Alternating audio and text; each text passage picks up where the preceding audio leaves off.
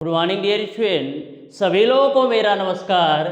स्वागत करते हैं आप सभी का आपके अपने YouTube channel OD study point में। तो प्यारे दोस्तों, आप लोगों ने होली को अच्छे से सेलिब्रेट कर लिया होगा, होली को अच्छे से आपने मना लिया होगा।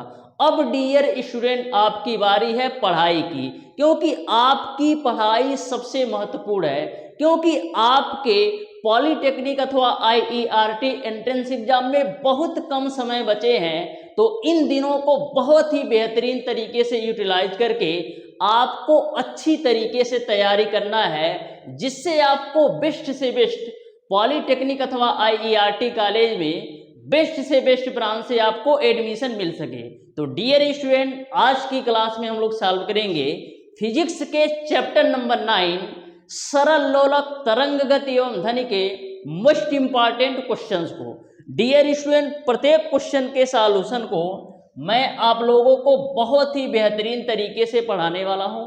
इस तरीके से डियर स्टूडेंट, इस चैप्टर के प्रत्येक क्वेश्चन का मैं आपको सॉल्यूशन बताऊंगा कि यदि आप शिद्दत के साथ डियर स्टूडेंट पूरी क्लास लेते हैं तो एक भी क्वेश्चन आपको ऐसा देखने को नहीं मिलेगा जो आपको समझ ना आए। बहुत ही बेहतरीन तरीके से सारे क्वेश्चन के कॉन्सेप्ट को हम कवर करने वाले हैं।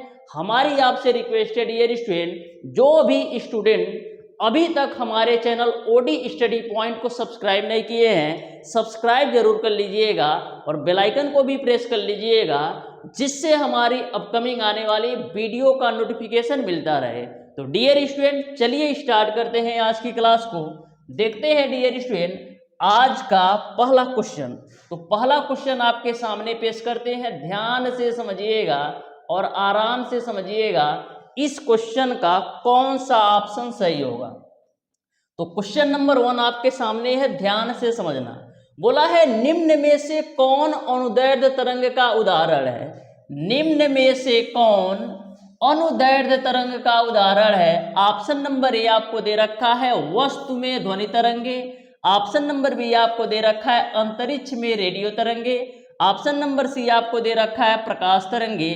और ऑप्शन नंबर डी दे रखा है dear student, option number D थोड़ा सा मिसप्रिंट है, मैं सही कर देता हूं, अवरक्त लाल विकिरण। ये आपका अवरक्त लाल विकिरण है, अवरक्त लाल विकिरण, अवरक्त लाल विकिरण। तो चारों ऑप्शन में आपको बताना है कौन सा अनुदैर्ध्य तरंग का उदाहरण है। तो डियर स्टूडेंट, मैंने आपको बताया था कि जो आपका अनुदैर्ध्य तरंग होता है, जो आपका अनुदैर्ध्य तरंग होता है डियर स्टूडेंट, ये आपका ठोस, द्रव और गैस तीनों में उत्पन्न किया जा सकता है। जबकि जो आपका अनुप्रस्थ तरंग होता है उनको हम केवल और केवल ठोस और द्रव के तल पर उत्पन्न कर सकते हैं। लेकिन जो आपका अनुदैर्ध्य तरंग होता है डियर स्टूडेंट, इसको ठोस, द्रव और गैस तीनों में उत्पन्न कर सकते हैं। तो यहां पर आपको ऑप्शन नंबर ए में दे रखा है वस्तु में ध्वनि तरंगे। तो जो आपका वस्तु में ध्वनि तरंगे हैं एक प्रकार का अनुदैर्ध्य तरंग है। इस तरीके से क्वेश्चन नंबर 1 का ऑप्शन नंबर ए सही हो जाएगा। ध्यान में रखिएगा, अनुदैर्ध्य तरंग को हम ठोस, द्रव और गैस तीनों में उत्पन्न कर सकते हैं, जबकि अनुप्रस्थ तरंग को केवल हम लोग ठोस और द्रव के तल पर उत्पन्न कर सकते हैं। डायरेक्ट क्वेश्चन पूछा जाता है। आ जाओ क्वेश्चन नंबर 2 पर।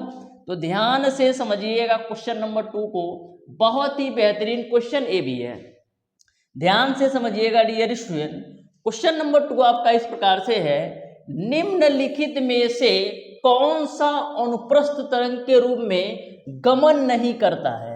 तो आपको पता होना चाहिए कि जो आपके अनुप्रस्थ तरंगे होती हैं, जो आपके अनुप्रस्थ तरंगे होती हैं, इनमें माध्यम के कण जो होते हैं तरंग संचरण के डियर स्टूडेंट लंबवत कंपन करते हैं। अनुप्रस्थ तरंगों में डियर स्टूडेंट जो माध्यम के कण होते हैं तरंग संचरण के लंबवत कंपन करते हैं। जबकि जो आपका अनुदैर्ध्य तरंग होता है, जो आपका अनुदैर्ध्य तरंग होता है डियर स्टूडेंट, इसमें जो माध्यम के कण होते हैं तरंग संचरण के समांतर कंपन करते हैं।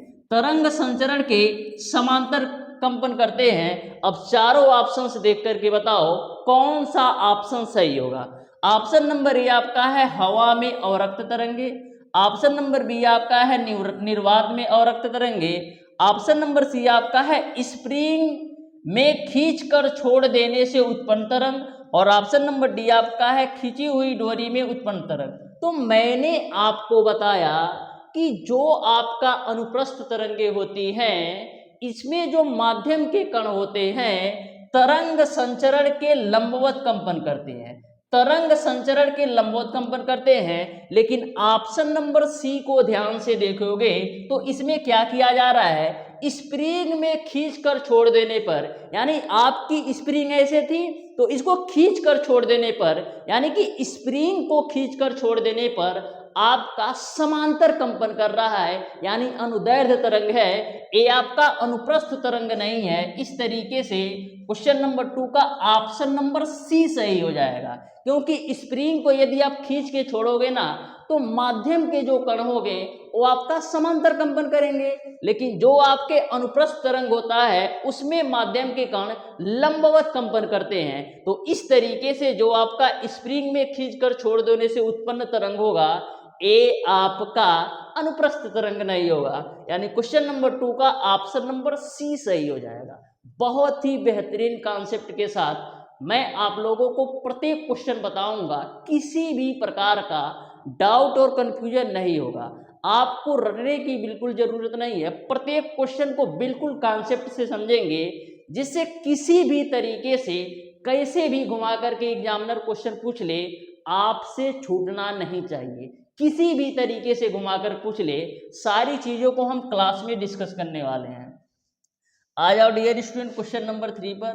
तो क्वेश्चन नंबर 3 आपका है निम्न में से किन तरंगों की आवृत्ति सबसे कम होती है। आपको बताना है चारों ऑप्शन में कि निम्न में से किस तरंगों की आवृत्ति सबसे कम होती है, क्षय तरंगों की, कि गामा तरंगों की, कि रेडियो तरंगों की, ध्वनि तरंगों की। तो आ जाओ इस पे क्वेश्चन कैसे बनता है इसको हम देख लेते हैं।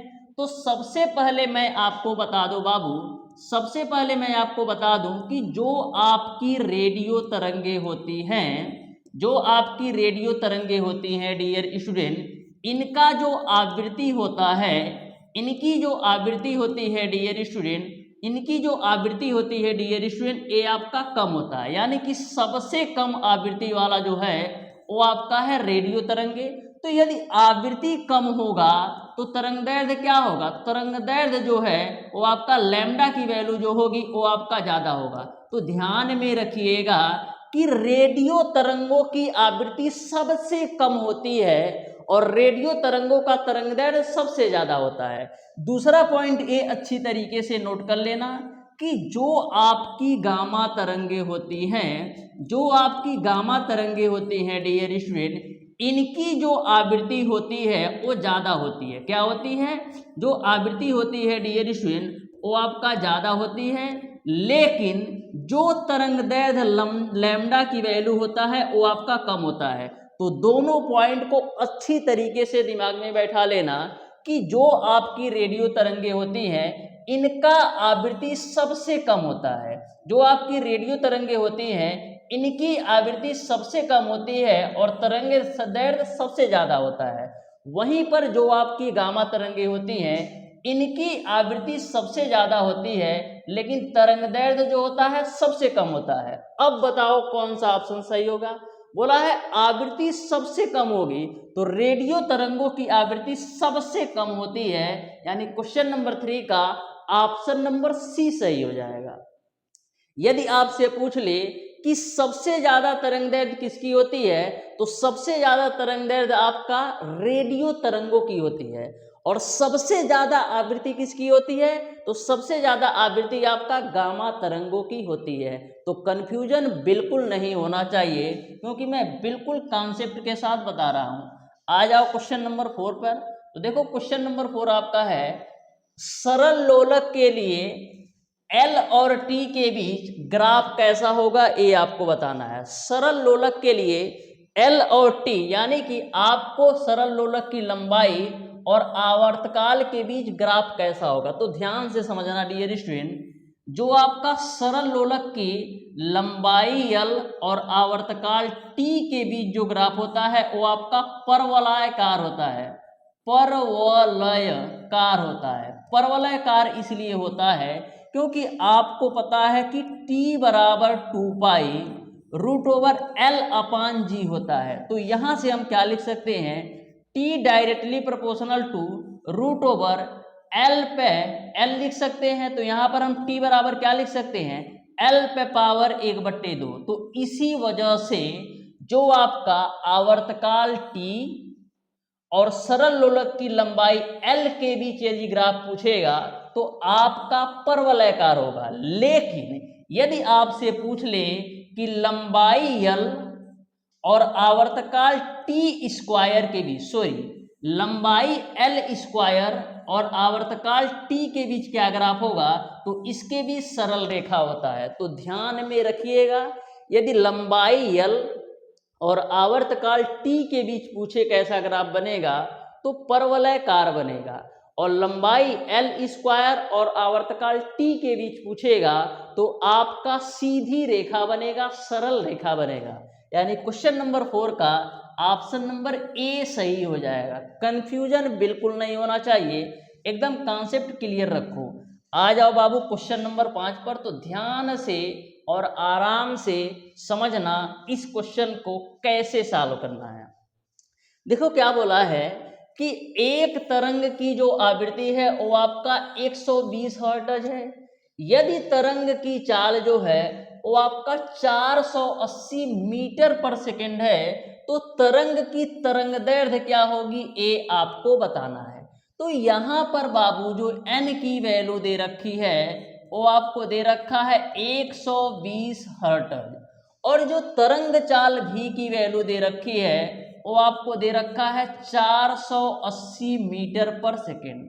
अब मैंने आपको बताया था कि तरंग चाल आवृत्ति और तरंग दैर्ध्य के बीच संबंध होता है v बराबर n लैम्डा। अब सारी वैल्यू रख दो, तो v की वैल्यू आपका है 480, n की वैल्यू आपका है 120, इनटू का कर दो लैम्डा, 0 से 0 काट दो, 12 से काटोगे 48 को तो 4 बार में कटेगा, यानी लैम्डा की वैल्यू आपको मिल जाएगी 4 मीटर।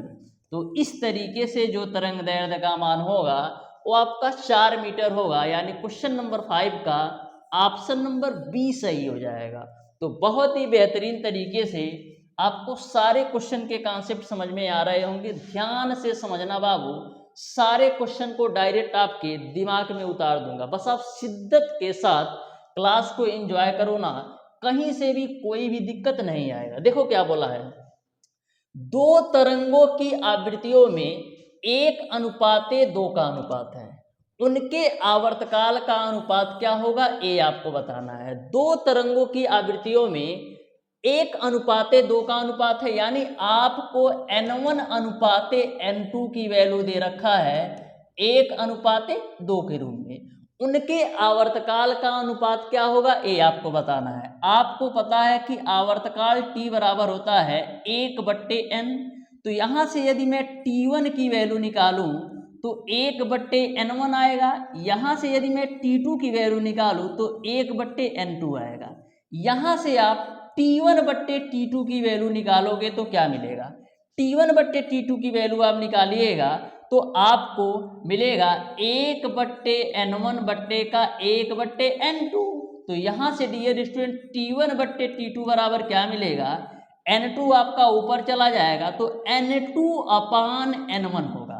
अब n2 की वैल्यू कितना है, तो n2 की वैल्यू आपका है 2 और n1 की वैल्यू आपका है 1, तो 2:1 हो जाएगा। तो इस तरीके से आवर्तकाल में जो अनुपात होगा वो आपका 2:1 होगा, यानी इस क्वेश्चन का जो राइट आंसर होगा वो आपका ऑप्शन नंबर बी सही हो जाएगा।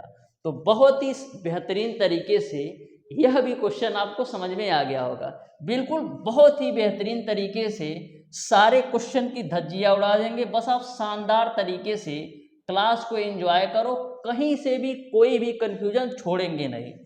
बहुत ही बेहतरीन तरीके से सारे क्वेश्चन को हम कवर करेंगे। देखो क्या बोला है, अनुप्रस्थ तरंगे बन सकती हैं। तो तो अनुप्रस्थ तरंगे बन सकती हैं। आपको पता है बाबू कि जो आपकी अनुप्रस्थ तरंगे होती हैं वह ठोस और द्रव के तल पर उत्पन्न होती है। तो चारों ऑप्शन देखो, वायु में, जल में, केवल जल के तल पर, केवल ठोस तथा जल के तल पर। तो ऑप्शन नंबर डी सही हो जाएगा, क्योंकि जो आपकी अनुप्रस्थ तरंगे होती है ये आपका केवल ठोस और द्रव के तल पर उत्पन्न होती हैं, यानी ऑप्शन नंबर डी बिल्कुल राइट आंसर हो जाएगा। वहीं पर जो आपकी अनुदैर्ध्य तरंगे होती है ठोस, द्रव और गैस तीनों में उत्पन्न की जा सकती हैं। तो कंफ्यूजन बिल्कुल नहीं होना चाहिए। आ जाओ डियर स्टूडेंट नेक्स्ट क्वेश्चन पर, जो कि आपका है क्वेश्चन नंबर 8। तो ध्यान से और आराम से समझना, बहुत ही बेहतरीन क्वेश्चन है। देखो क्या बोला है, एक इलेक्ट्रॉन का जो आवर्तकाल है वो आपका 0.05 माइक्रोसेकंड है। तो इसकी आवृत्ति क्या होगी ये आपको बताना है। आवृत्ति क्या होगी ये आपको बताना है। तो ध्यान से समझना, यहाँ पर आवर्तकाल t की वैल्यू दे रखा है 0.05 माइक्रोसेकंड। 0.05 माइक्रोसेकंड आपको दे रखा है। तो सबसे पहले माइक्रोसेकंड को आप सेकंड में बदलो। आपको पता है डियर स्टूडेंट कि एक माइक्रोसेकंड की जो वैल्यू होती है 10⁻⁻6 सेकंड के बराबर होती है। एक माइक्रोसेकंड की वैल्यू 10⁻⁻6 सेकंड के बराबर होती है।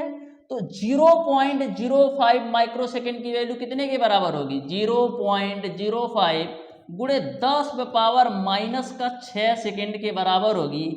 ये आपकी t की वैल्यू सेकंड में निकल गया। आपको बताना है आवृत्ति क्या होगा। तो आपको पता है कि t बराबर आपका 1/n होता है। तो यहां से n बराबर हम 1/t भी तो लिख सकते हैं। अब डियर स्टूडेंट n बराबर 1/t की वैल्यू आपका है 0.05 गुणे 10⁻⁻6। अब देखो डियर स्टूडेंट, हम क्या करते हैं, दशमलव को हटाने के लिए ऊपर भी 100 से गुणा करेंगे, नीचे भी 100 से गुणा करेंगे। तो ऊपर 100 से गुणा करोगे तो ऊपर 100 आएगा, और जब नीचे 100 से गुणा करोगे तो दशमलव हट जाएगा, यानी कि 5 गुणे 10⁻⁻6। 5 से काट दो तो 5 भी संज्ञा में 100, तो 20 और 10⁻⁻6 ऊपर जाएगा तो 20 गुणे 10⁻6, 20 गुणे 10⁻6 हर्ट्ज हो जाएगा। इस तरीके से डियर स्टूडेंट क्वेश्चन नंबर 8 का कौन सा ऑप्शन सही होगा? ऑप्शन नंबर बी सही हो जाएगा। ध्यान में रखिएगा, चाहे आपका हर्ट्ज बोल दे या कंपन पर सेकंड बोल दे या आपका दोलन पर सेकंड बोल दे, सारी बातें सेम है, क्योंकि आपको पता है कि 1 सेकंड में पूरा किए गए दोलनों की संख्या को भी आवृत्ति कहते हैं, 1 सेकंड में पूरा किए गए कंपनों की भी संख्या को आवृत्ति कहते हैं। तो इस तरीके से आपको कंफ्यूजन बिल्कुल नहीं होना चाहिए, ठीक है ना। आ जाओ नेक्स्ट क्वेश्चन पर, जो कि आपका है क्वेश्चन नंबर 9। बहुत ही बेहतरीन क्वेश्चन है बाबू, ध्यान से समझना। आपको बताना है चारों ऑप्शन में कि निम्नलिखित में से कौन विद्युत चुंबकीय तरंगे नहीं है। आपको चारों ऑप्शंस को ध्यान से देखना और विद्युत चुंबकीय तरंगे कौन सी नहीं है ये आपको बताना है। तो रेडियो तरंगे तो आपका विद्युत चुंबकीय तरंगे नहीं है, लेकिन जो आपका पराश्रव्य तरंगे हैं विद्युत चुंबकीय तरंगे हैं, यानी क्वेश्चन नंबर 9 का ऑप्शन नंबर बी सही हो जाएगा। आ जाओ बाबू नेक्स्ट क्वेश्चन पर, जो कि आपका है क्वेश्चन नंबर 10। तो ध्यान से और आराम से समझो क्वेश्चन नंबर 10 को। देखो क्वेश्चन नंबर 10 आपको क्या दे रखा है, यदि प्रकाश तरंग की जो चाल है वो आपका 5 गुणे 10⁸ मीटर पर सेकेंड है, तथा आवृत्ति आपको दे रखा है 5 गुणे 10⁴ साइकिल पर सेकेंड, तो आपको तरंगदैर्ध्य की वैल्यू बताना है। v की वैल्यू आपको बाबू कितना दे रखा है, 5 गुणे 10⁸ मीटर पर सेकेंड, और आवृत्ति n की वैल्यू दे रखा है यहाँ पर डियर स्टूडेंट एक यहाँ पर थोड़ा सा ये आपका 3 गुणे 10⁸ है। इसको आप सही कर लेना, क्योंकि प्रकाश की जो चाल होती है 3 गुणे 10⁸ होती है। तो इसको आप बाबू ऐसे सही कर लो, 3 गुणे 10⁸ मीटर पर सेकेंड, और n की वैल्यू आपको दे रखा है 5 गुणे 10⁻14, ठीक है, साइकिल पर सेकेंड। तो आपको तरंगदैर्घ्य की वैल्यू बताना है। आपको पता है v बराबर क्या होता है, n लैम्डा। v बराबर आपका क्या होता है, n लैम्डा। तो v की वैल्यू रख दो 3 गुणे 10⁻8 बराबर n की वैल्यू आपको पता है 5 गुणे 10⁻14 और लैम्डा की वैल्यू आप निकाल लो। अब देखो 5 से काटोगे 3 को तो 0.6 आएगा, क्योंकि 5 36 होता है। तो यहाँ से लैम्डा की वैल्यू कितना मिल जाएगी, 0.6 गुणे 10⁻8 और नीचे में आ जाएगा 10⁻14। तो इसको हम क्या लिख सकते हैं, 0.6 गुणे 10⁻8 आपका ऊपर है प्लस में, और 10⁻14 जब ऊपर जाएगा तो -10⁻14 होगा। तो 10⁻14 में से 10⁻8 घटाओगे तो 10 पावर बचेगा आपका -6। देखो इस रूम में कोई ऑप्शन है, कोई ऑप्शन नहीं है। तो इसको और क्या लिख सकते हो, इसको हम और लिख सकते हैं डियर स्टूडेंट 6 गुणे 10⁻⁻7 के रूप में। 6 गुणे 10⁻⁻7 के रूप में। इस तरीके से डियर स्टूडेंट इस क्वेश्चन का जो राइट आंसर होगा वो आपका ऑप्शन नंबर ए सही हो जाएगा। जो आपका तरंगदैर्घ्य होगा 6 गुणे 10⁻⁻7 मीटर के बराबर होगा, ठीक है। आ जाओ नेक्स्ट क्वेश्चन पर, जो कि आपका है डियर स्टूडेंट क्वेश्चन नंबर 11। ध्यान से प्रत्येक क्वेश्चन के कॉन्सेप्ट को समझो। एग्जामिनेशन हॉल में ना क्वेश्चन देखते ही दौड़ा दौड़ा के मारोगे, बस आप शिद्दत के साथ एक बार क्लास को देख लो ना। इस तरीके से मैं आपको पढ़ा दूंगा ना, इस तरीके से मैं आपको तैयार कर दूंगा ना कि कभी आपको सोचने की जरूरत ही नहीं पड़ेगी। जिस कॉलेज पर हाथ रख दोगे ना वो कॉलेज तुम्हारा होगा। बस आप शिद्दत के साथ क्लास को एंजॉय करो ना, किसी भी प्रकार का डाउट नहीं रहेगा और किसी भी चीज़ को रटने की बिल्कुल ज़रूरत नहीं पड़ेगी। आपको हमेशा कॉन्सेप्ट के साथ सारी चीज़ें पढ़ना है। तो ध्यान से समझिएगा क्वेश्चन नंबर 11 को भी। बिल्कुल सिंपल और आसान सा क्वेश्चन है, ध्यान से समझो। देखो बोला है y में दो तरंगों की जो तरंगदैर्घ्य का अनुपात है वो आपका 8:5 है। इन तरंगों का ये आपका यार 3:5 होना चाहिए, ठीक है। अनुपात 3:5 है। इन तरंगों की आवृत्तियों का अनुपात क्या होगा ये आपको बताना है। इन तरंगों की आवृत्तियों का अनुपात क्या होगा ये आपको बताना है। तो सबसे पहले आप ध्यान से समझो, जब कभी भी यदि आपका माध्यम समान होता है ना तो ऐसे कंडीशन में जो आपका चाल होता है नो वो आपका समान होता है। यानी कि यदि आपका माध्यम समान है तो जो आपके तरंग की चाल होगी वो आपका समान है।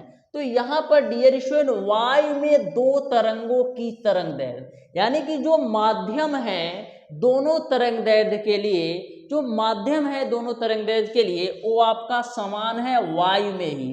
तो यहाँ पर आप नोट में अच्छी तरीके से लिख लो, नोट में अच्छी तरीके से लिख लो डियर स्टूडेंट कि माध्यम समान होने पर, माध्यम समान होने पर, माध्यम समान होने पर, माध्यम समान होने पर तरंग की चाल भी समान होती है। तरंग की चाल भी समान होती है। इसको आप अच्छी तरीके से ध्यान में रखना, कंफ्यूजन बिल्कुल नहीं होना चाहिए। तो माध्यम समान होने पर तरंग की चाल भी समान होती है, ठीक है। तो इस बात को अच्छी तरीके से नोट कर लो, ठीक है।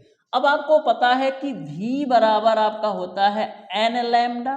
तो v1 बराबर क्या होगा n1 लैम्डा 1 और v2 बराबर क्या होगा n2 लैम्डा 2।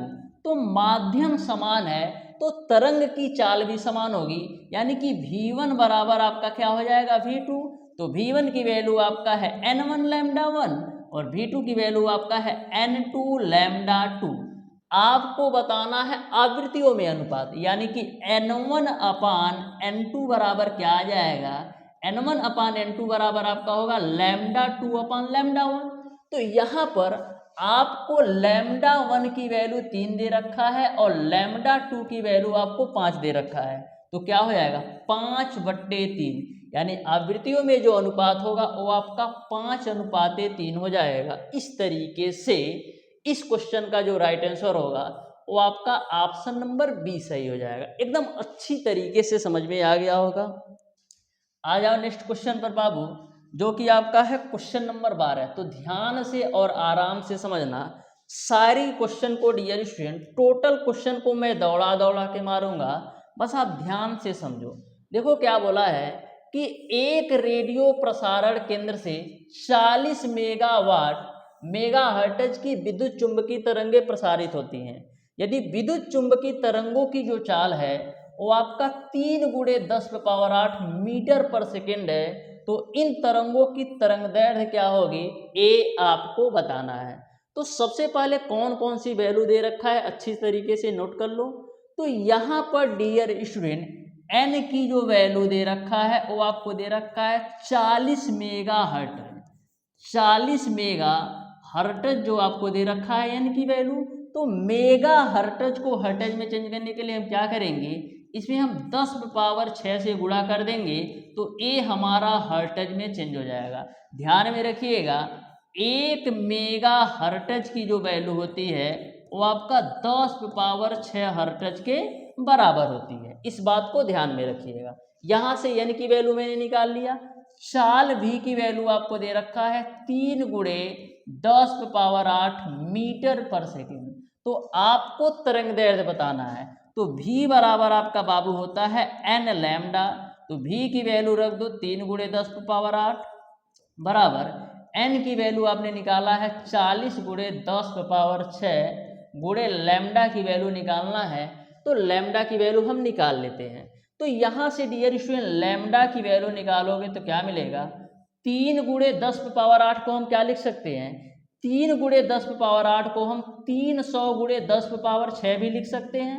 अब बट्टे 40 गुणे आपका हो जाएगा बाबू 10⁶, 10⁶ से 10⁶ कैंसिल, और क्या कटेगा, और देखो 1 जीरो से 1 जीरो काट दो, 4 से 30 को काटिएगा तो 4 सते 28, 4 पचे 20, यानी लैम्डा की जो वैल्यू आएगी वो आपका 7.5 मीटर आएगा। तो इस तरीके से क्वेश्चन नंबर 12 का ऑप्शन नंबर डी सही हो जाएगा। ऑप्शन नंबर डी जो होगा बिल्कुल राइट आंसर होगा क्वेश्चन नंबर 12 का। आ जाओ नेक्स्ट क्वेश्चन पर, जो कि आपका है क्वेश्चन नंबर 13। तो ध्यान से और आराम से समझो, बहुत ही बेहतरीन क्वेश्चन ये भी है। देखो बोला है यदि एक सरल लोलक को ऐसे स्थान पर ले जाया जाए जहां पर g का मान 2% कम है हो जाता है, तब आवर्तकाल क्या होगा। तो आपको पता है मेरे प्यारे दोस्तों कि जो t बराबर होता है वो आपका 2π√L/g के बराबर होता है। ठीक है, t बराबर 2π√L/g के बराबर होता है। इसका मतलब यह है कि जैसे जैसे हम लंबाई का मान बढ़ाएंगे वैसे वैसे हमारा आवर्तकाल बढ़ेगा, क्योंकि जो हमारा सरल लोलक का आवर्तकाल है वो आपका लंबाई के अनुक्रमानुपाती है। जो हमारा सरल लोलक का आवर्तकाल है वो आपका सरल लोलक की लंबाई के अनुक्रमानुपाती है।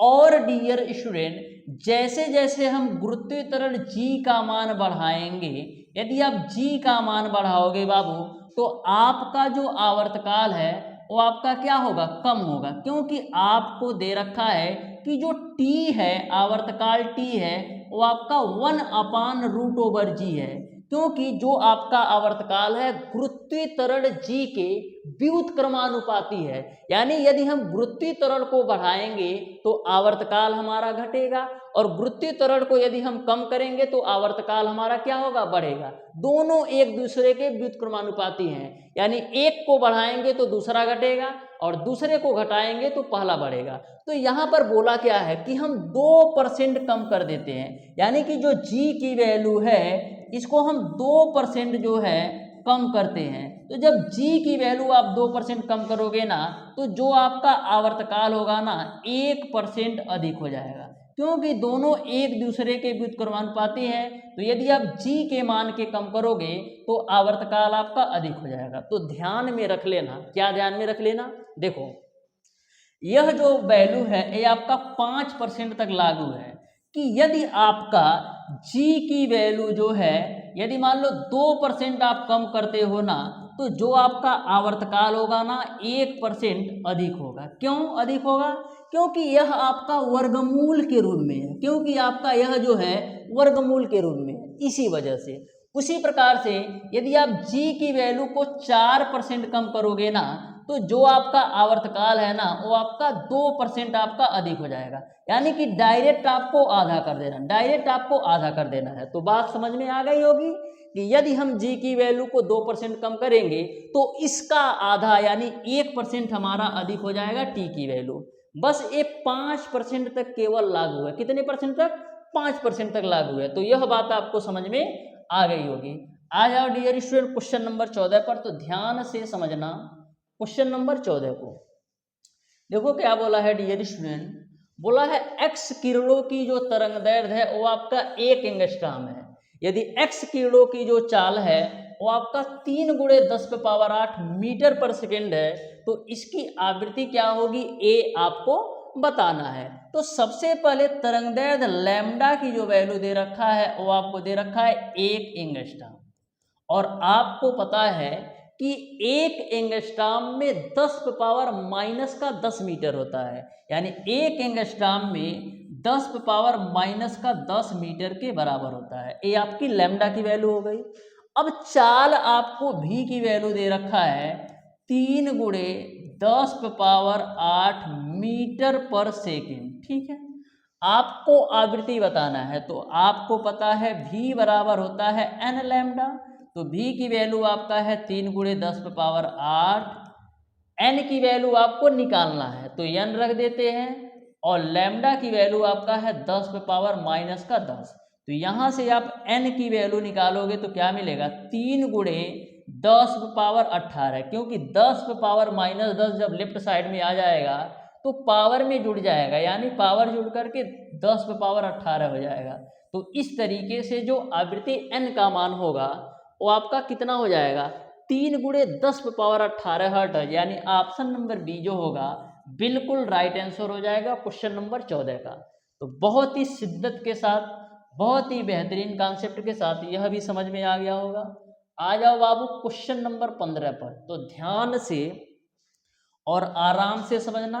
क्लास थोड़ी सी लंबी होगी लेकिन सिलेक्शन आपको बहुत ही बेहतरीन तरीके से चाहिए ना, तो औरों से थोड़ा ज़्यादा मेहनत करो। ज़्यादा मेहनत करने से फ़ायदा ये है कि आप औरों से जो है बहुत ही आगे निकल जाओगे और बहुत ही बेहतरीन तरीके से आप टॉप रैंकर बन जाओगे। तो बिल्कुल घबराना नहीं है, शिद्दत के साथ क्लास एंजॉय करो करना है।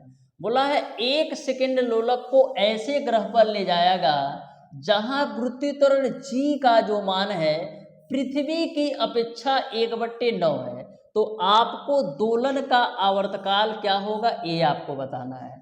तो आपको पता है कि पृथ्वी पर आवर्तकाल t की जो वैल्यू होती है वो आपका 2π√L/g होता है।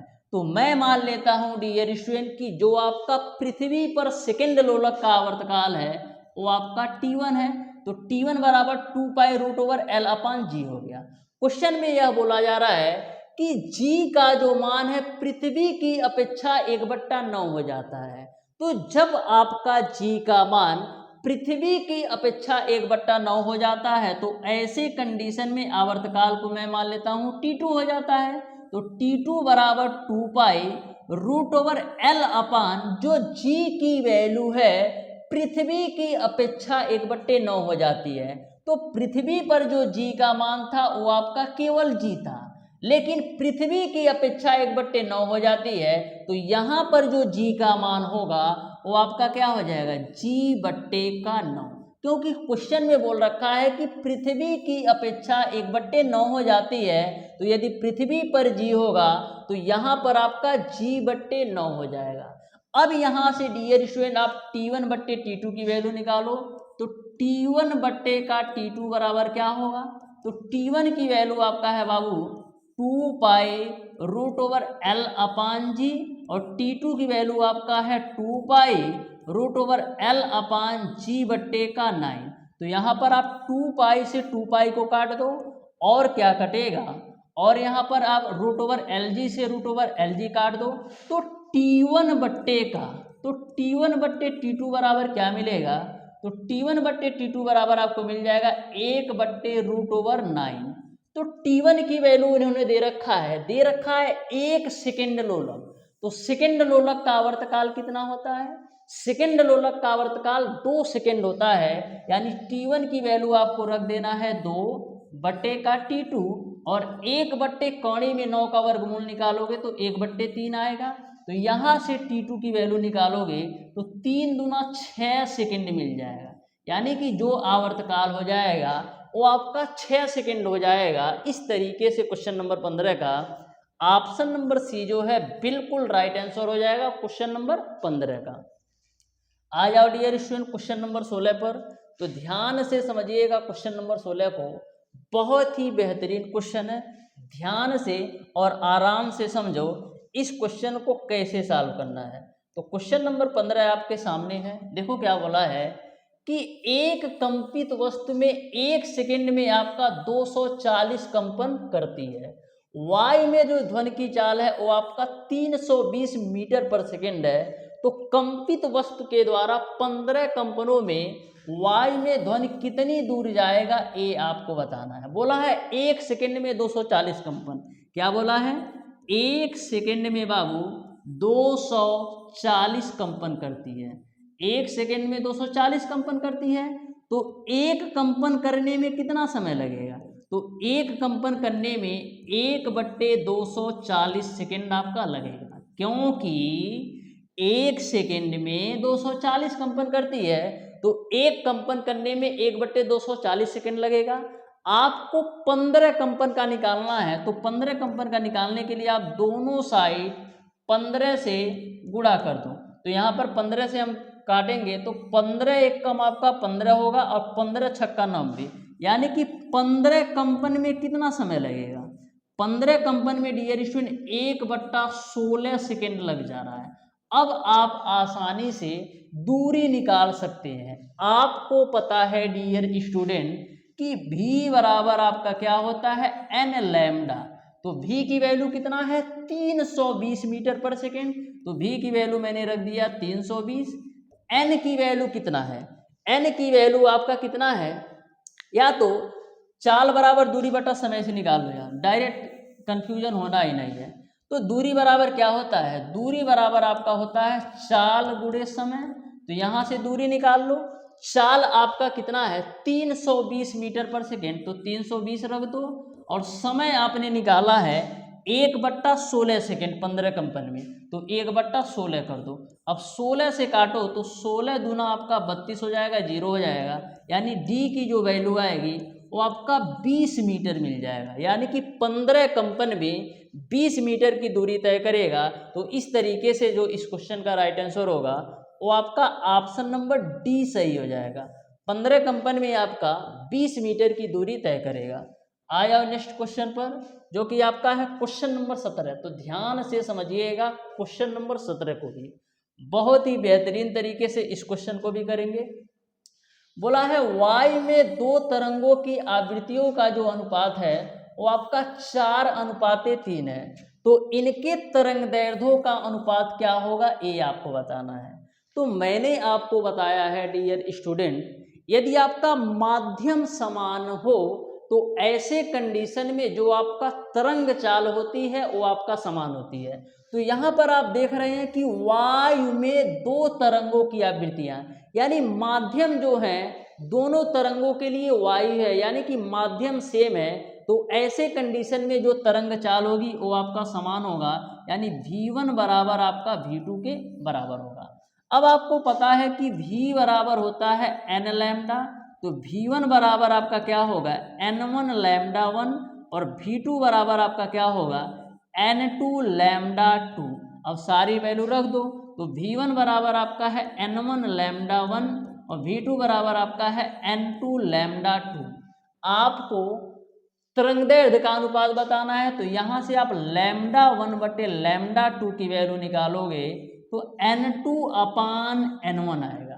तो यहाँ पर जो आवृत्तियों में अनुपात दे रखा है 4:3, यानी n1 की वैल्यू 4 है और N2 की वैल्यू आपका 3 है, तो N2 की वैल्यू आप 3 रख दो, N1 की वैल्यू 4 रख दो, तो 3:4 जो है बिल्कुल राइट आंसर हो जाएगा। इस तरीके से क्वेश्चन नंबर 17 का ऑप्शन नंबर बी जो है बिल्कुल राइट आंसर हो जाएगा। तो बहुत ही बेहतरीन कॉन्सेप्ट से आपको सारी चीज़ें शिद्दत के साथ समझ में आ रही होगी।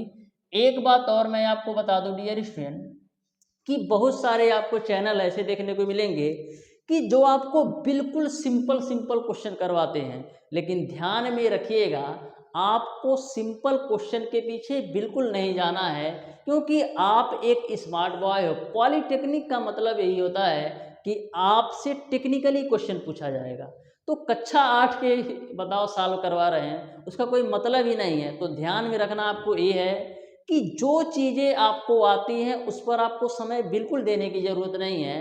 आप अपना समय देते हो, आप अपना इंटरनेट देते हो, तो ऐसे कंडीशन में हमेशा आप ऐसे प्लेटफॉर्म पर जाइए जहां पर आपको अच्छी अच्छी चीज़ें सीखने को मिले, नई नई चीज़ों को सीखने को मिले, जिससे आप बेस्ट से बेस्ट रैंक ला सके अपने पॉलिटेक्निक अथवा IERT एंट्रेंस एग्जाम में। तो ध्यान से समझो डियर स्टूडेंट, क्वेश्चन नंबर 18 को बोला है निम्न में से किस तरंग की तरंगदैर्घ्य अधिकतम होती है। किस तरंग की तरंगदैर्घ्य अधिकतम होती है? तो मैंने आपको क्वेश्चन नंबर 3 में ही शायद बताया था कि जो आपकी रेडियो तरंगे होती हैं इनकी आवृत्ति कम होती है लेकिन तरंगदैर्घ्य ज़्यादा होता है। जो आपकी रेडियो तरंग होती हैं इनकी आवृत्ति कम होती है लेकिन आपका तरंगदैर्घ्य ज़्यादा होता है। तो पूछा है तरंगदैर्घ्य अधिकतम होगा तो किसका? रेडियो तरंगों का, क्योंकि रेडियो तरंगों की आवृत्ति कम होती है तो तरंगदैर्घ्य ज़्यादा होता है। वहीं पर जो आपकी गामा तरंगे होती हैं डियर स्टूडेंट, गामा कीड़े, उन लोगों का जो होता है आवृत्ति ज़्यादा होता है लेकिन तरंगदैर्घ्य कम होता है। आ जाओ इस क्वेश्चन को ध्यान से समझते हैं। देखो बोला है कि बेसिक संकेतों के लिए प्रयुक्त होती है पराश्रव्य तरंगे। बिल्कुल ज़्यादा सोचने की ज़रूरत ही नहीं है। बेसिक संकेतों के लिए हम क्या करते हैं? पराश्रव्य तरंगों का उपयोग करते हैं। पराश्रव्य, ठीक है। अपश्रव्य जिसको आप सुन नहीं सकते, श्रव्य का जो रेंज होता है वो आपका 20 हर्ट्ज से लेकर के 20,000 हर्ट्ज तक होता है, जिसको हम सुन सकते हैं। और पराश्रव्य तरंगों का रेंज क्या होता है? 20,000 हर्ट्ज से अधिक होता है। क्या होता है? 20,000 हर्ट्ज से अधिक होता है पराश्रव्य तरंगों का आवृत्ति। और श्रव्य तो भी पता चल गया। और अपश्रव्य का जो होता है 20 हर्ट्ज से कम होता है, जिसको हम सुन नहीं सकते। इसको कौन सुनता है? 20 हर्ट्ज से कम आवृत्ति को कुत्ते और बिल्ली सुनते हैं। ठीक है, तो ये बात आपको समझ में आ गई होगी। आज और नेक्स्ट क्वेश्चन पर, जो कि आपका है क्वेश्चन नंबर 20। बोला है एक कंपित कण का जो आवर्तकाल है 0.01 सेकेंड है, तो इसकी आपको आवृत्ति बताना है। तो बिल्कुल सिंपल क्वेश्चन है। टी की वैल्यू आपको दे रखा है 0.01 सेकेंड, तो आपको एन की वैल्यू बताना है। तो एन बराबर क्या होता है? 1/t। तो 1/t की वैल्यू 0.01। दशमलव को हटाने के लिए ऊपर भी 100 से गुणा कर दो और नीचे भी 100 से गुणा कर दो, तो ऊपर तो मिलेगा 100 और नीचे मिलेगा 1, तो आपको मिल जाएगा 100 हर्ट्ज। तो इस तरीके से डियर स्टूडेंट जो आपकी आवृत्ति होगी वो आपका 100 हर्ट्ज या 100 कंपन पर सेकेंड या 100 दोलन पर सेकेंड हो जाएगा। यानी क्वेश्चन नंबर 20 का ऑप्शन नंबर बी सही हो जाएगा। हर्ट्ज लिख दे या कंपन पर सेकेंड लिख दे या दोलन पर सेकेंड लिख दे, तीनों बातें सेम है, इस बात को ध्यान में रखना। आ जाओ डियर स्टूडेंट नेक्स्ट क्वेश्चन पर, जो कि आपका है क्वेश्चन नंबर 21। तो ध्यान से और आराम से समझो। तो इस क्वेश्चन को डियर स्टूडेंट ना ध्यान से पढ़ोगे ना तो कैलकुलेशन की जरूरत ही नहीं पड़ेगी। देखो ध्यान से, इसको हम अच्छी तरीके से बताते हैं। देखो बोला है कि निम्न चित्र में कंपन करते हुए चित्र में उत्पन्न तरंगों को दर्शाया गया है। तरंग को ए से बी तक पहुंचने में 0.5 सेकेंड समय लगता है। यदि तरंग की तरंगदैर्घ्य आपका 4 मीटर हो तो तरंग का वेग क्या होगा? तो सबसे पहली बात मैं ये बता दूं ना कि आपका जो आंसर आएगा ना वो 4 के मल्टीपल में आएगा। तो देखो ये 4 से पूरा पूरा नहीं कटेगा, दशमलव में आएगा, ये तो होगा नहीं। इतनी बड़ी वैल्यू 3200 ये तो होगा ही नहीं। एक ही ऑप्शन बनता है, वो आपका ऑप्शन नंबर सी सही हो जाएगा। तो कभी भी यदि आप ऑप्शन से एलिमिनेट कर सकते हो, ऑप्शन से ही क्वेश्चन का आंसर दे सकते हो, तो डायरेक्ट दे देना, ज़्यादा कैलकुलेशन की जरूरत बिल्कुल नहीं है।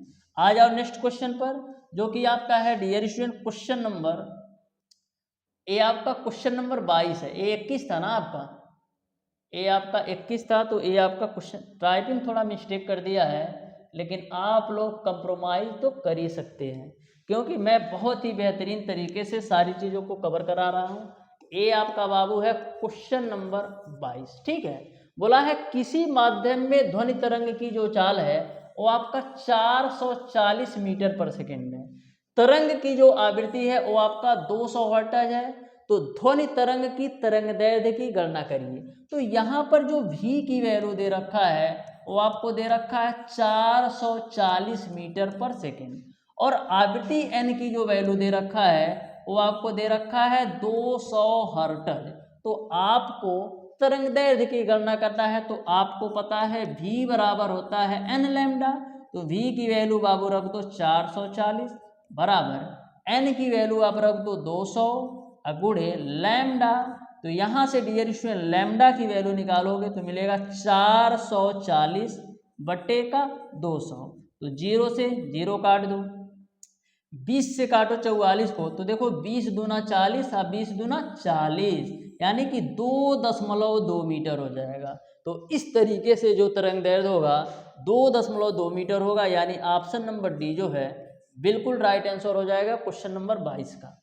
आ जाओ बाबू नेक्स्ट क्वेश्चन पर, जो कि आपका है क्वेश्चन नंबर 23। देखो ये घड़ी आ गई, टक टक टक टक ध्यान से समझो इस घड़ी को। देखो क्या बोला है कि घड़ी के घंटे वाली सुई का आवर्तकाल क्या होगा, ये आपको बताना है। तो आपको आवर्तकाल का डिफिनीशन तो पता ही होगा कि एक दोलन पूरा करने में लगे समय को आवर्तकाल कहते हैं। तो जो आपके घड़ी के घंटे वाली सुई है, एक दोलन कितने समय में पूरा करेगी? तो घड़ी के जो घंटे वाली सुई है, एक दोलन में डियर स्टूडेंट आपका कितना पूरा करेगी? एक दोलन में डियर स्टूडेंट पूरा 12 घंटा घूमेगी। तो इस तरीके से जो घंटे वाली सुई का आवर्तकाल होगा वो तो आपका 12 घंटा हो जाएगा, क्योंकि घड़ी के घंटे वाली सुई को एक दोलन पूरा करने में टोटल 12 घंटे का समय लगता है। तो इस तरीके से घंटे वाले सुई का जो आवर्तकाल होगा वो आपका 12 घंटा होगा। यदि आपसे पूछ ले कि घड़ी के मिनट वाली सुई का आवर्तकाल कितना होता है, तो घड़ी के जो मिनट वाली सुई होती है ना, एक दोलन पूरा करने में कितना समय लेती है? 60 मिनट का समय लेती है। तो मिनट वाली सुई का जो आवर्तकाल होगा वो आपका 60 मिनट होगा। वहीं पर यदि हम बात करें कि घड़ी के सेकंड वाली सुई का आवर्तकाल कितना होगा, तो जो आपके घड़िया का सेकंड वाली सुई होती है ना, एक दोलन पूरा करने में 60 सेकंड का समय लेती है। तो सेकंड वाली सुई का जो आवर्तकाल होगा वो आपका 60 सेकंड होगा। तो तीनों क्वेश्चन के कॉन्सेप्ट समझ में आ गया होगा। आ जाओ क्वेश्चन नंबर 24 पे। देखो इसमें भी घड़ी है बड़ा बड़ा सा, तो ध्यान से समझो इस घड़ी को भी। बोला है घड़ी के सुइयों की गति होती है, जल्दी बताओ घड़ी के सुइयों की गति कैसी होती है? तो आवर्ती गति होती है। आवर्ती गति क्या होता है? जब कभी भी कोई भी पिंड एक निश्चित समय में एक ही निश्चित पथ को बार बार दोहराता है तो उसे हम आवर्ती गति कहते हैं। तो यहाँ पर जो आपके घड़ी की सुइयां होती है ना, एक ही निश्चित पथ को, जो आपकी घड़ी की सुइयां होती है डियर स्टूडेंट क्या करती हैं? एक ही निश्चित पथ को बार बार एक निश्चित समय बाद दोहराती हैं। तो आपकी जो घड़ी की सुइयां की गति है ना, आवर्ती गति है, क्योंकि एक निश्चित समय बाद एक ही पथ को बार बार दोहराती हैं। तो ये आपका एक प्रकार की क्या हो गई? आवर्ती गति हो गई। यानी इस क्वेश्चन का जो राइट आंसर होगा वो आपका ऑप्शन नंबर बी सही हो जाएगा। दो आपका दोलनी गति होता है डियर स्टूडेंट, वो आपका एक निश्चित बिंदु के इधर उधर इधर उधर इधर उधर इधर उधर गति करता है। तो आपका ये दोलनी गति होता है। दोलनी गति में एक निश्चित बिंदु के इधर उधर गति होती है, जबकि आवर्ती गति में एक निश्चित समय में एक ही पथ को बार बार दोहराता है। ठीक है, आ जाओ नेक्स्ट क्वेश्चन पर, जो कि आपका है क्वेश्चन नंबर 25 को। ध्यान से समझिएगा क्वेश्चन नंबर 25 को। देखो बहुत ही बेहतरीन क्वेश्चन है, आप शिद्दत के साथ समझो इस क्वेश्चन को कैसे सॉल्व करना है। देखो क्या बोला है कि एक कण जो है 20 सेकंड में 10 कंपन करता है। क्या करता है? 20 सेकंड में 10 कंपन करता है। तो इसका आवर्तकाल कितना होगा ये आपको बताना है। क्या बोला है बाबू कि 20 सेकंड में 10 कंपन करता है। क्या? 20 सेकंड में 10 कंपन करता है, तो आवर्तकाल की वैल्यू बताना है। तो आपको पता है कि 1 सेकंड में पूरा किए गए कंपनों की संख्या को हम आवृत्ति कहते हैं। 1 सेकंड में पूरा किए गए कंपनों की संख्या को हम आवृत्ति कहते हैं। तो यहाँ से 1 सेकंड में कितने कंपन करेगा? तो 1 सेकंड में डियर स्टूडेंट 10/20 कंपन करेगा। तो 10 दूना 20, यानी कि हम कह सकते हैं 1 सेकंड में 1/2 कंपन करेगा। आपको पता है आवृत्ति का जो डिफिनीशन होता है कि 1 सेकंड में पूरा किए गए कंपनों की संख्या को आवृत्ति कहते हैं, या 1 सेकंड में पूरा किए गए दोलनों की संख्या को आवृत्ति कहते हैं। तो इस तरीके से जो आवृत्ति n की वैल्यू मिल गई वो आपको मिल गई 1/2। अब आप आसानी से आवर्तकाल निकाल सकते हो, क्योंकि आपको पता है आवर्तकाल t बराबर होता है 1/n। तो t बराबर 1/n की वैल्यू रख दो 1/2, तो t बराबर आपको मिल जाएगा 2 सेकेंड। यानी कि जो आपका आवर्तकाल होगा वो आपका 2 सेकेंड होगा। यानी क्वेश्चन नंबर 25 का ऑप्शन नंबर ए सही हो जाएगा। ठीक है, आ जाओ डियर स्टूडेंट क्वेश्चन नंबर 26 पर। तो ध्यान से समझिएगा क्वेश्चन नंबर 26 को भी। बिल्कुल बेहतरीन क्वेश्चन है और बेहतरीन तरीके से मैं आपके साथ इस क्वेश्चन को फोड़ने वाला हूं। ध्यान से समझो। देखो क्या बोला है कि सरल लोलक गति करते हुए एक कण की साम्य स्थिति से 4 सेमी दूरी पर जो त्वरण है वो आपका 16 सेंटीमीटर पर सेकेंड स्क्वायर है। तो आवर्तकाल की वैल्यू बताना है।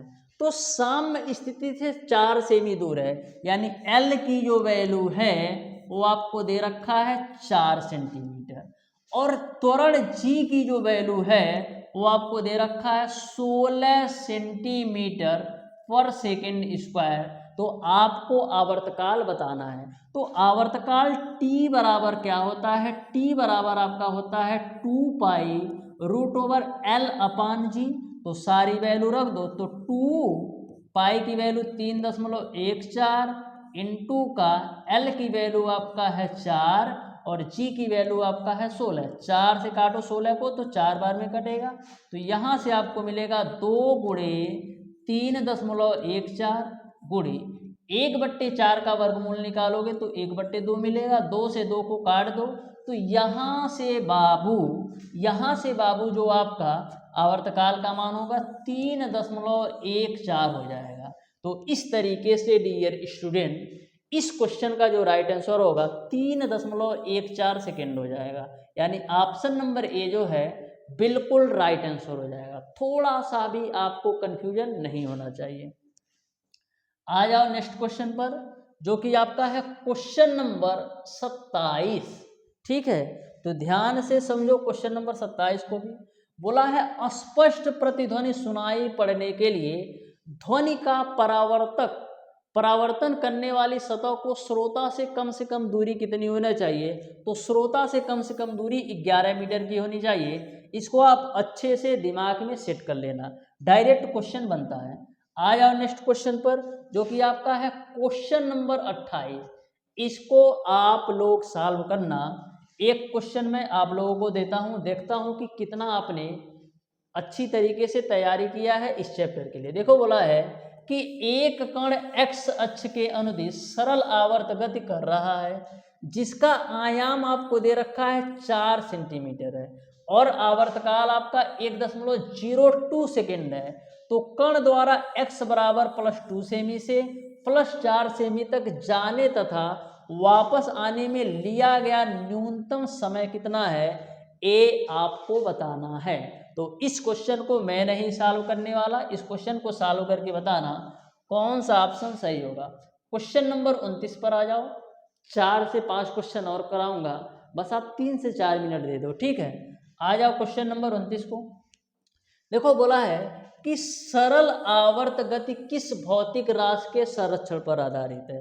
तो जो आपका सरल आवर्त गति होता है ना, आवर्तकाल भौतिक राशि के संरक्षण पर आधारित है। डायरेक्ट क्वेश्चन पूछा जाता है, यानी इस क्वेश्चन का आपका ऑप्शन नंबर सी सही हो जाएगा। ऑप्शन नंबर सी जो होगा इस क्वेश्चन का बिल्कुल राइट आंसर होगा। आ जाओ डियर स्टूडेंट, क्वेश्चन नंबर 30 को ध्यान से समझो और आराम से समझो, बहुत ही बेहतरीन तरीके से इसको भी हम फोड़ने वाले हैं।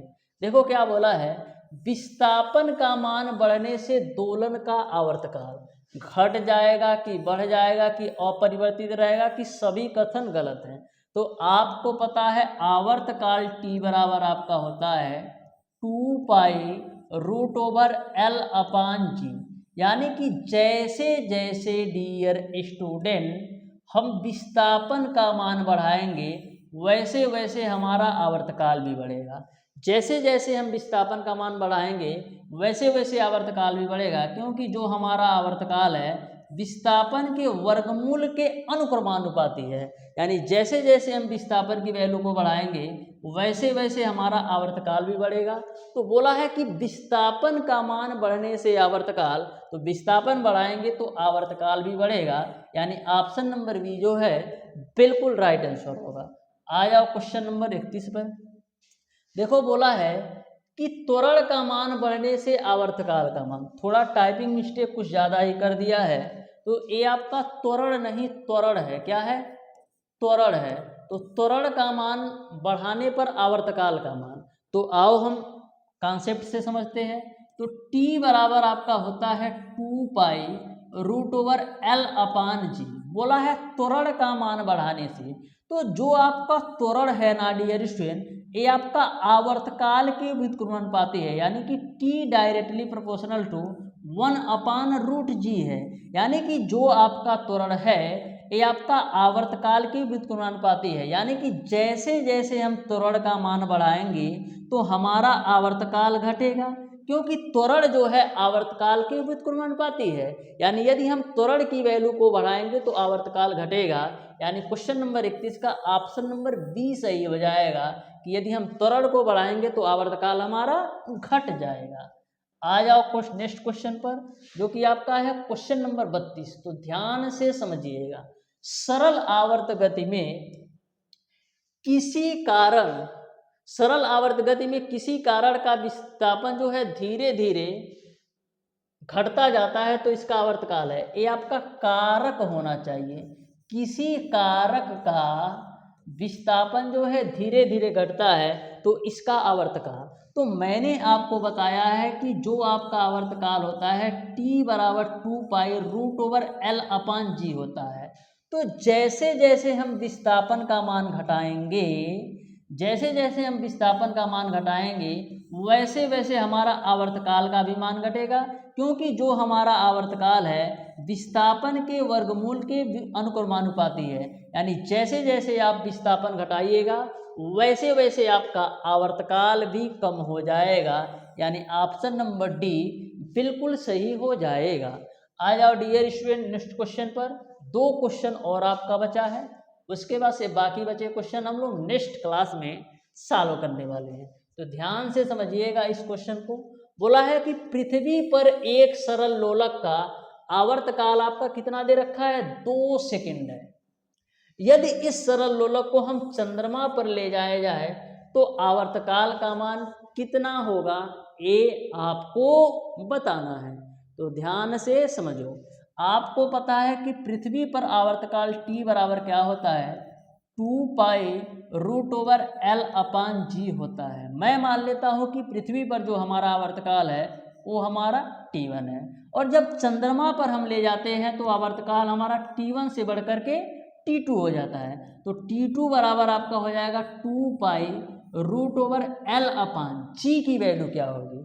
तो जो आपका चंद्रमा पर गुरुत्वीय त्वरण जी का मान होता है, जो आपका चंद्रमा पर गुरुत्वीय त्वरण जी का मान होता है वो आपका क्या होता है? पृथ्वी का 1/6, यानी चंद्रमा पर जो जी की वैल्यू होती है वो क्या होती है?